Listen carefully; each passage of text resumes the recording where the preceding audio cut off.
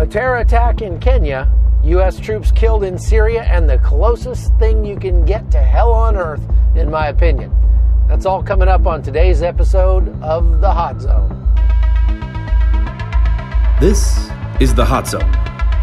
Engaging with the news in a whole new way, international war correspondent Chuck Holton brings insight into areas of crisis and lets you help those affected.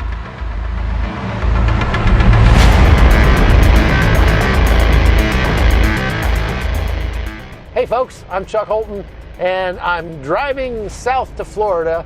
Had to go to the States to pick up my body armor and stuff for my trip to Syria next week, and so I'm driving back. So let's get on with the podcast. They call it the Kumbh Mela. It's a Hindu pilgrimage that happens every year in India, or every few years. And this year they're saying it's going to be the largest gathering of human beings in one place ever.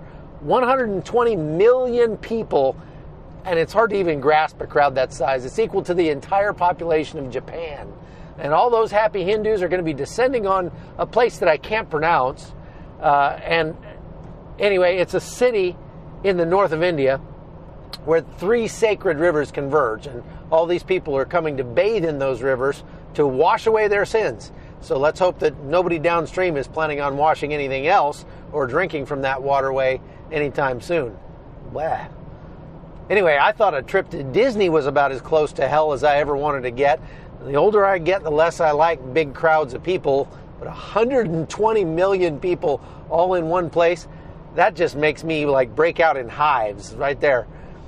Anyway, on a more serious note, another horrible terror attack happened in Kenya on Tuesday when Al-Shabaab gunmen charged the upscale hotel called the Dusit in Nairobi's Westgate district.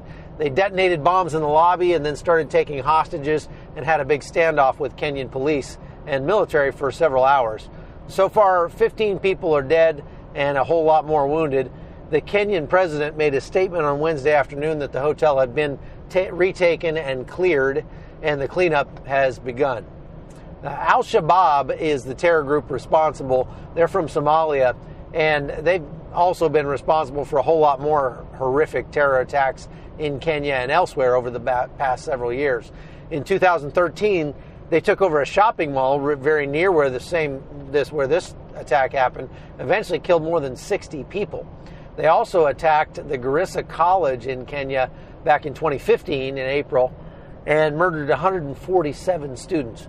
Now, these monsters are some of the most cowardly air thieves known to man, and the scale of their brutality really knows no bounds. There are hundreds of thousands of Somalis living in Kenya, and mostly in refugee camps and slums up in the country's north.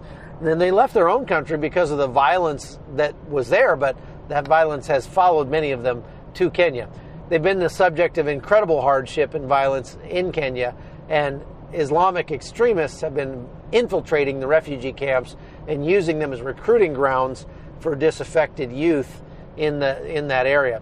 The situation got so bad that in 2016, the Kenyan government decided to close the world's largest refugee camp called Dadaab. 330,000 Somali refugees live there, and Kenya decided to send them all back home.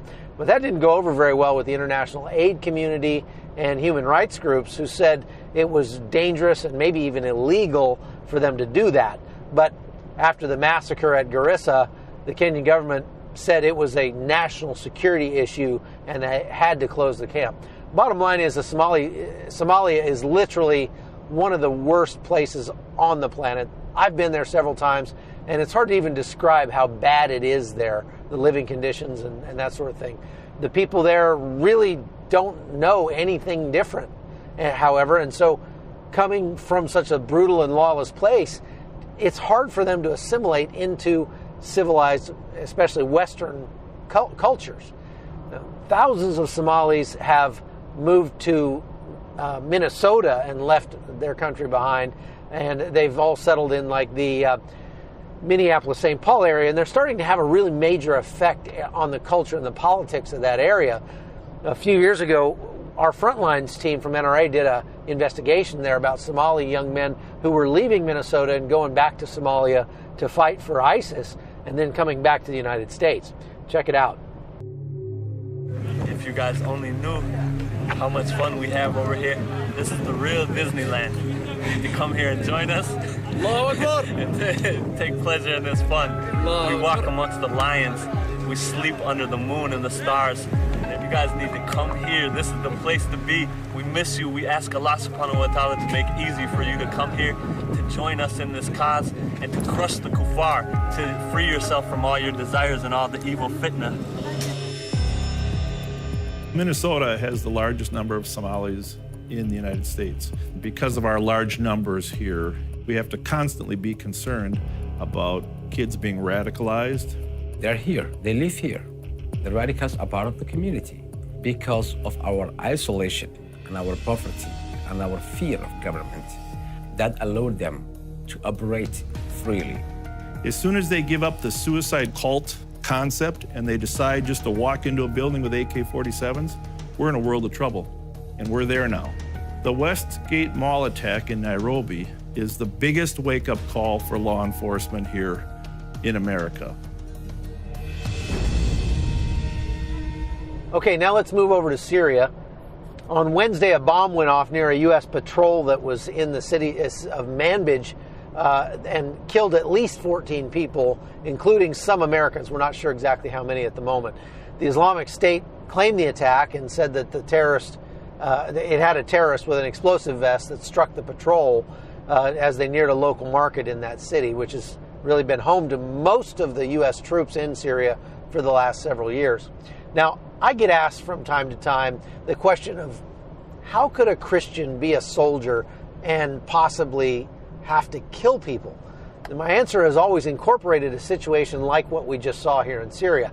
If I'm a soldier standing guard over a marketplace and I see a suicide bomber coming, running to attack the market with an explosive vest on, and I've got only seconds to make a decision, and as a Christian, that decision needs to reflect the love of Christ as much as possible. So what is the most loving thing I can do at that moment? Well, obviously the most loving thing I can do for the people in the market is to shoot that terrorist in the face. But I would submit that it's also the most loving thing I can do to stop the terrorist by killing him, because I'm helping him avoid committing a horrific sin for which he would have to answer to the Most High God at some point. I mean, indeed, if you were to ask me right now as I sit here in my right mind, what I would want you to do if someday for some reason I lose my mind and take over a daycare center or something like that and threaten to kill the children that are in it, I would tell you right now, thinking clearly, that I would hope you would do whatever it took to stop me, even if it meant killing me to save those precious little children. So sometimes violence is the answer, and it's the most loving answer.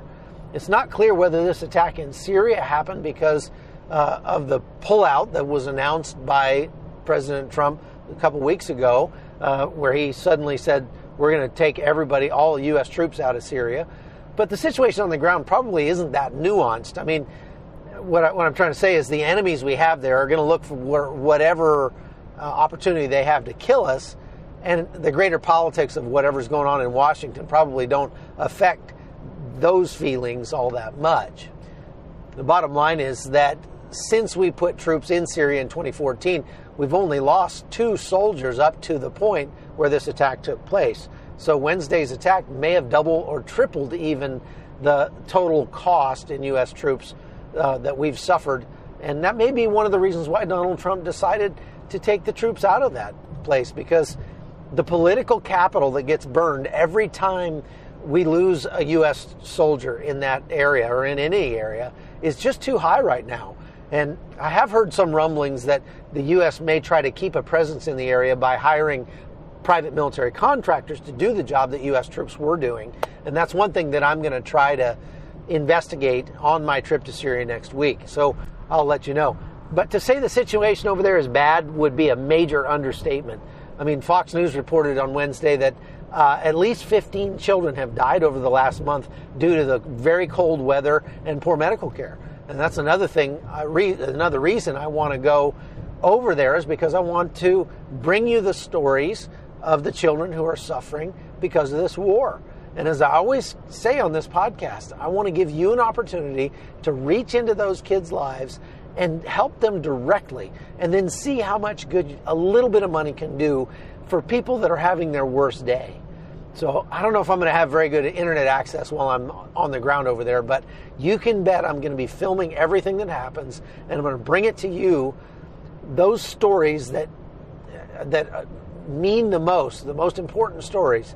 I'm going to bring them to you as soon as I get enough bandwidth to send them. And if you'd like to be involved in helping me help those people, there's still time to send whatever money you want to PayPal or by going to patreon.com/hotzone and subscribing to this podcast. My goal is to take the money that you send and help people directly when I'm in places like Syria, and then get their stories right back to you. So I hope you'll join us. And I look forward to partnering with you and to help as many people as we can over the next several weeks while I'm over there.